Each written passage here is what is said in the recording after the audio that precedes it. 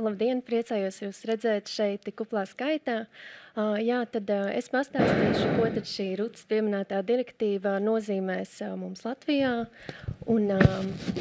lai to izdarītu, centīšos atbildēt uz 3 jautājumiem. Un pirmkārt, tad uz ko direktīva attieksies tieši, kāpēc tā ietekmēs patiesībā plašāku uzņēmumu loku un kā tad tā ietekmēs citus uzņēmumus tieši caur līgumiem un tajā skaitā gan citus lielos uzņēmumus, gan arī mazos un vidējos. Un šobrīd mēs, protams, vēl nezinām, kāds būs gala teksts, ja viņš vispār būs, bet es skatījos to, kas ir rakstīts decembrā politiskās vienošanās rezultātā panāktā teksta versijā, un tur ir paredzēts, ka direktīva attiecinās uz 4 kategoriju uzņēmumiem. Un pirmkārt, tie būs tādi lielie uzņēmumi, kuros vidē ir virs 500 darbiniekiem, un to globālais neto apgrozījums pārsniedz 150 miljonus eiro. Un otrā kategorija ir arī grupu uzņēmumi, proti galvenā mātes sabiedrība tādā koncernā, kurš arī sasniedz šos pašus rādītājus. Un trešā kategorija būs uzņēmumi ar franšīzes vai licencēšanas biznesa modeli, un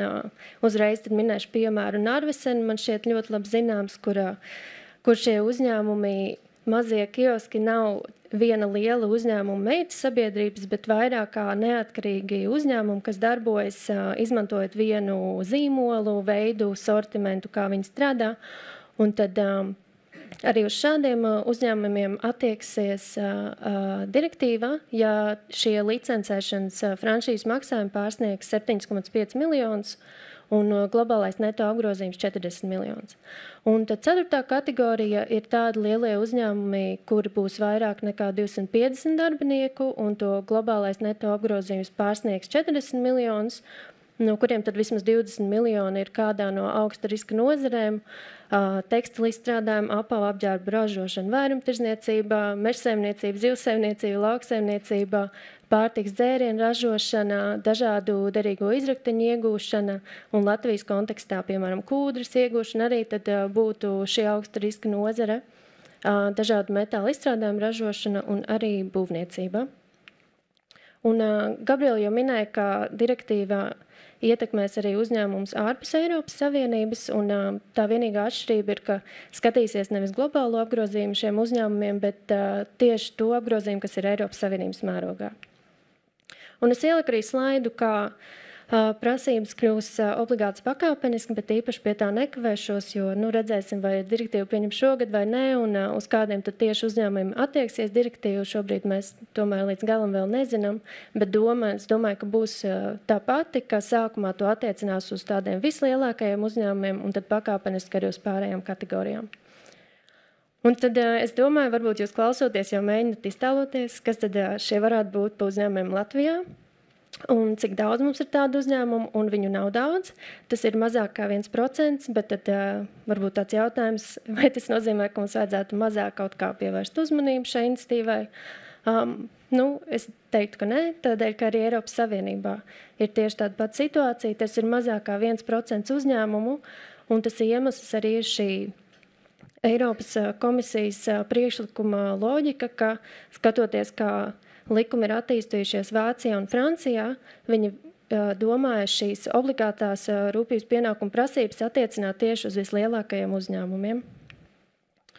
Un tad tālāk runājot par to, kāpēc direktīva patiesībā ietekmēs plašāku uzņēmumu loku, man šķiet ir svarīgi saprast, kā vispār uzņēmums var būt sasaistīts ar negatīvu ietekmi, un tad skatoties, kā šo skaidro ANO pamatprincipi, to negatīvo ietekmi iedala 3 grupās. Pirmkārt, tā var būt tāda, ko uzņēmums rada pats, un tad tas ir tāds gadījums, ko Mārtiņš arī minēja, ka ja uzņēmumā netiek nodrošināti atbilstoši drošības standarti un kāds darbinieks gūst traumu, tad cits gadījums ir, ja, piemēram, uzņēmuma darbinieki diskriminē kādu klientu grupu, tad nākošais ir tie gadījumi, kad uzņēmums veicina negatīvu ietekmi, un tas ir, piemēram, tādos gadījumos, kad pasūtītājs, piemēram, nosaka pārāk īsus termiņus savam piegādātājam pasūtījuma izpildēji, vai arī pēdējā brīdī groza kaut kādas pasūtījuma specifikācijas, un tādēļ šis piegādātājs ir spiests pārkāpt darba tiesību standartu savā uzņēmumā, varbūt liek darbiniekiem strādāt pārmērīgas virsstundas vai neapmaksātas virsstundas, un tādējādi arī roda šī negatīvā ietekme. Un trešā grupa ir, kad negatīvo ietekmi neveicina, bet tā ir tieši saistīta ar uzņēmuma darbību, precēm vai pakalpojumiem caur darījuma attiecībām. Un šeit arī līdzīgs piemērs, ja, piemēram, uzņēmums kaut ko pasūta no savu piegādātāju, šis piegādātājs tālāk lūdz savam apakšu uzņēmējam izpildīt šo pasūtījumu, bet tajā pašā laikā šis apakšu uzņēmējs pakļauj savus darbiniekus piespiedu darbam vai bērnu darbam, tad joprojām pastāv šī saikne starp uzņēmumu. Un citu piemēru var minēt arī, piemēram, pagājušajā gadā vasarā bija aktuāli mums gadījums ziņās plaši apspriests par to, kā Air Baltica līdzsabiedrības lidmašīnā netika ielaista persona ar suni pavadoni, un tad arī šis gadījums bija tāds, ka patiesībā nevis pats Air Baltica izvēlējās vai gadījās tāds gadījums, bet tas bija viņu sadarbības partners Carpet Air, bet joprojām tā kritika tika vērsta tieši uz Air Baltica. Un tādēļ arī mēs runājam par vērtību ķēdēm, un to, kas ir vērtība ķēdē, droši vien daudz jau no jums zināts, bet pavisam īsi to skata kā augšpējo vērtību ķēdi, ko labāk pazīst arī kā piegādes ķēdi, un tas ir izejmateriālu iegūšana, dažādu preču komponenču ražošana, piegādāšana līdz uzņēmumam, un tad tālāk lejupējā vērtību ķēdi jau ir tas, kas notiek, kad šī prece vai pakalpojums iziet ārā no uzņēmuma un tiek līdz patērētājiem, gala lietotājiem, un kas tad notiek arī pēc šīs preces dzīves cikla beigām. Un es ieliku caurumu šajā grafikā tādēļ, ka mēs runājam par vērtību ķēdēm ANO pamatprincipu kontekstā, mēs runājam par vērtību ķēdēm ilgtspējas ziņu sniegšanas direktīvas, jeb CSRD kontekstā, taču CSDDD direktīvas kontekstā mēs runājam par darbības ķēdi, un tieši tādēļ, ka tur ir šis caurums, un tas caurums ir tās lejupējās vērtību ķēdes darbības, kuras nav iekļautas direktīvā. Un, piemēram, visbūtiskākais tāds trūkums, varētu pat teikt, ir tas, ka direktīva neaptvers to ietekmi, kas rodas no uzņēmuma preču un pakalpojumu izmantošanas. Bet vai tas nozīmē, ka uzņēmumiem nevajadzētu tad par to domāt? Nē, tieši tādēļ, ka būs par to joprojām jāziņo, un diez vai, ka uzņēmums varēs teikt, ka jā, mēs neizvērtējām šo ietekmi, tādēļ, ka direktīva mums to neliek darīt. Drīzāk to var sasaistīt vienkārši ar to civilās atbildības mehānismu, ka tad nebūs šis gadījums pakļauts šim direktīvas aspektam. Un tad tālāk, jā, vēl par to iepriekšējo slaidu, tad vienkārši var uzreiz domāt, tad kurā vērtību ķēdes posmā var būt arī kāds Latvijas uzņēmums vai caur kuru Latvijas uzņēmumu var rasties negatīva ietekme. Bet tad domājot tālāk par to, tad kā šī direktīva ietekmēs arī citus uzņēmumus, ir būtiski uzsvērt, ka direktīvā nebūs noteikti tieši pienākumi maziem vidējiem uzņēmumiem un pārējiem uzņēmumiem, kas nav direktīvas tvērumā. Taču direktīvā ir noteikts, kas šiem tvērumā esošajiem uzņēmumiem, kā viņiem ir jārīkojas, tad, kad viņi sadarbojas ar maziem un vidējiem uzņēmumiem. Un tad viena no tām prasībām būs, ka šiem lielajiem uzņēmumiem ir jābūt rīcības kodeksam, un viņiem jāpanāk, lai viņu sadarbības partneri arī ievēro šo rīcības kodeksu, bet nepietiks ar vienkārši apņemšanos, jā, mēs ievērosim jūsu rīcību kodeksu un tajā noteiktās cilvēktiesību prasības. Papildus būs arī jānodrošina atbilstoši un efektīvu pasākumu, lai pārliecinātos par atbilstību, un tas ir, piemēram, neatkarīgi trešo personu pārbaudes vai dalība vairāk interesēto pušu iniciatīvās, varbūt certifikācijas, bet būtiskākais aspekts ir tāds, ka šiem pasākumiem vajadzēs būt efektīviem. Un tad direktīva paredz arī to, ka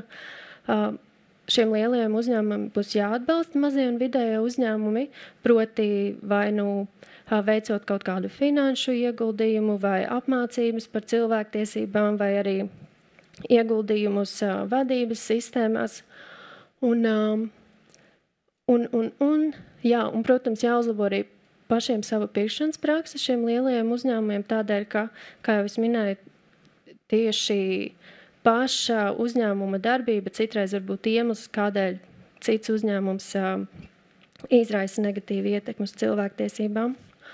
Un par darījuma attiecību izbeigšanu kā galējo līdzekli varbūt tikai pastāstīšu to loģiku, kāpēc tas tā ir. Ir bijuši vēsturē tādi gadījumi, kad, piemēram, kāda organizācija atklāja būtiskus cilvēktiesību pārkāpumus kādā uzņēmumā, un tad tajā brīdī vairāk uzņēmumu izdomā pamest tirgu vai aiziet prom no šī piegādātāja, bet tas nevienmēr ir labi tieši šiem darbiniekiem, kas strādā uzņēmumā, šī piegādātāja uzņēmumā. Un bieži vien, ja šis piegādātājs zaudē lielu daļu savu pasūtījumu, tas nozīmē, ka darbinieki jau nevar izmaksāt algas un ir daudz lielāka negatīva ietekme tieši no tā, ka uzņēmums izdomā aiziet prom. Un tādēļ saistībā ar tiem gadījumiem, kad tiešām ir noticis pārkāpums, tad pirmkārt no uzņēmuma sagaidāms, ka viņš iesaistīsies, lai kaut kā šo situāciju labotu, un tikai tad, ja no konstruktīvas iesaistas nevar panākt pozitīvu rezultātu, tad var sākt domāt par to, ka darījuma attiecības būtu vērts izbeigt. Un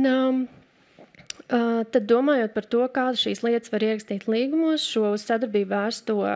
uzņēmumu darbību starp piegādātāju pasūtītāju, tad svarīgi, ka līdz ar direktīvu plāno ieviest arī pieņemt Eiropas komisija līguma paraugklauzulas, bet tikmēr mēs jau varam paskatīties arī uz to praksi, kas ir ASV. Viņiem jau ir izgatavots piegādātāju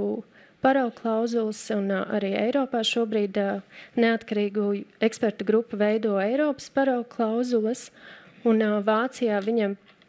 jau ir iestāde, kas uzrauga Vācijas vietējo likumu par piegādes ķēžu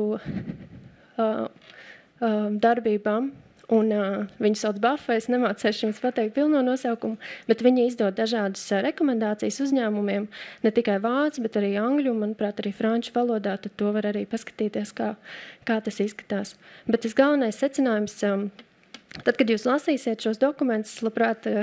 runātu kādā citā reizē sīkāk un vairāk par šo,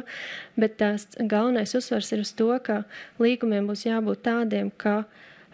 tajos tiek pārvaldīti ne tikai biznesa riski, bet arī cilvēktiesību riski. Jā, paldies, tas no manis šodien arī viss. Tad priecāšos kafijas pauzē atbildēt jautājumiem.